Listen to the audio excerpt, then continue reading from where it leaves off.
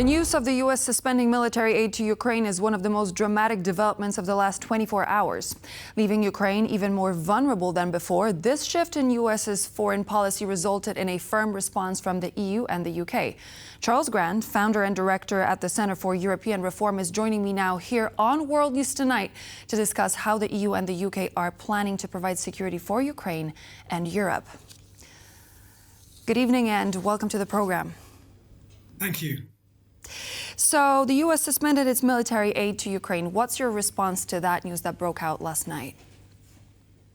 Well, the response in London and in Brussels, where I happen to be today, is that this is very serious indeed, that if the US suspends military aid to Ukraine, it'll be hard for Ukraine to keep fighting, even with extra support from European partners, both in the EU and outside the EU, like the UK. Not impossible for Ukraine to keep on fighting for a few more months. And certainly the Europeans will step up their aid. There's a big EU summit on Thursday, the day after tomorrow, where I think there'll be agreement to masses of money to be raised for funding defence expenditure to help Ukraine. So that the current European preoccupation is how can we stay united? How can we get more money to Ukraine? How can we get more military help to Ukraine? And they hope that the US doesn't really mean what it says. They hope that Trump will reconsider this issue. The most important issue, for as far as many European governments are concerned, is so-called backstop. Some of them, like the British and the French, are willing to put soldiers into Ukraine to keep the peace if there is a ceasefire. I know Poland has a different position on that, but some countries are willing to put in soldiers. But only assuming that the US can provide a so-called backstop and provide military help if the Russians attack the British and the French and others and they get into difficulties. So far, the Americans have not agreed to provide any backstop. So this is the number one concern in London, and I think Paris and Brussels is, can we get the US to give even a sort of very, very minimal kind of backstop, some sort of reassurance that we won't be left to fight Russia on our own if Russia attacks Ukraine again. But do you think that Europe and the UK actually have what it takes to fill that gap when it comes to support for Ukraine and at the same time supporting its own defense capabilities? I think that the Europeans and the British can do quite a lot more than they're doing at the moment. I mean, the actual money is not really the big issue. The UK and the EU can find another few tens of billions of pounds a year to plug the gap left by the Americans. Because in fact, the Europeans have given more help to Ukraine than the Americans anyway, if you add up the money both for military aid and humanitarian aid and economic aid. And some of the military capabilities they can plug in. They can provide ammunition, they can provide tanks, they can provide vehicles, they can provide aeroplanes. The trouble is there are some things the Americans provide that it's hard for the Europeans to substitute. In particular, the satellite network, Starlink, that Elon Musk's outfit provides for Ukraine for military communications. Some of the air defense systems like Patriot missiles, some of the ATACMS missiles and other sorts of missiles that Ukraine uses aren't produced in Europe to any large extent.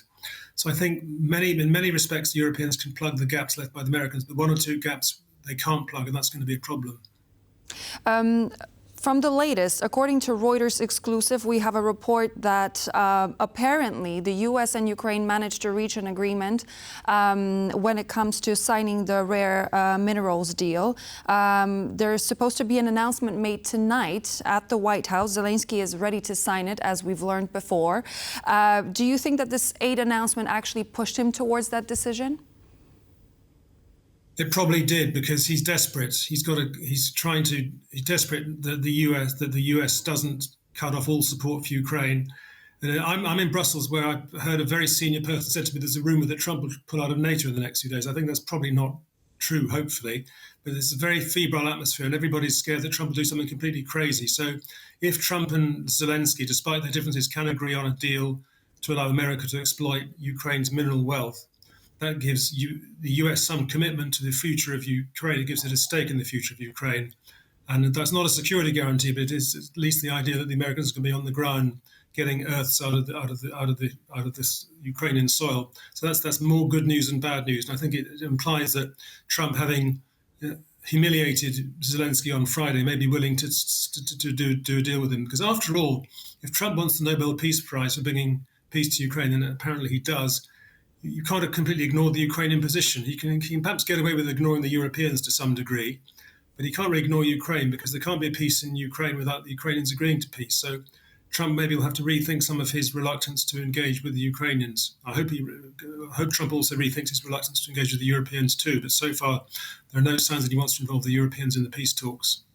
Let's put some spotlight on Europe. We've heard from Ursula von der Leyen, who issued a letter about the plans of rearming Europe. How realistic is this plan, and actually how feasible, and how is it going to be funded? Well, I think the EU can do money quite easily compared to perhaps providing weapons. The Thursday summit, there will be an agreement almost certainly on some of Mrs. von der Leyen's plans. There'll be new borrowing facilities to borrow money on the model of the recovery fund that was a response to the COVID pandemic. So the EU will borrow money and give money to countries that need to invest in their defence equipment. They'll repurpose existing funds, some of the existing recovery funds, some of the existing funds such as the European Stability Mechanism and the regional funds, the cohesion funds. They'll be repurposed for defence. The EU is quite good at raising hundreds of billions of pounds of money if it really needs to. I think this will happen. The question then is, how will this money, which will, I think, be raised, be transferred into better military capabilities for Ukraine? That's more difficult. So as we've already said, Europe doesn't produce all the things that Ukraine needs militarily, but it produces quite a lot of them. So I think the money is a good start.